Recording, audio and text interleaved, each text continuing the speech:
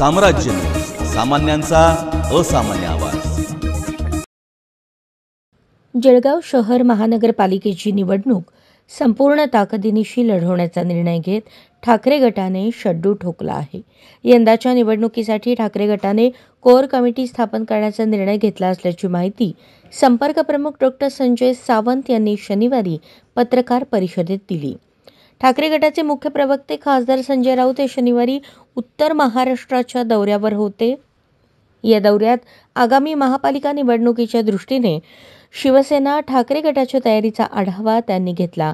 शहरातील अजिंठा या शासकीय विश्रामगृहात खासदार राऊत यांच्या अध्यक्षतेखाली महापालिका क्षेत्रातील पदाधिकारी, माजी नगरसेवकांची बैठक पार पडली। बैठकीनंतर ठाकरे गटाचे संपर्क प्रमुख डॉ. संजय सावंत यांनी सांगितले की राज्यातील महापालिका निवडणुकीसाठी यंदापासून कोर कमिटीचा प्रयोग राबवला जात आहे। त्यामुळे यंदा जळगाव महानगरपालिकेसाठी देखील कोर कमिटी स्थापन करण्यात आली आहे।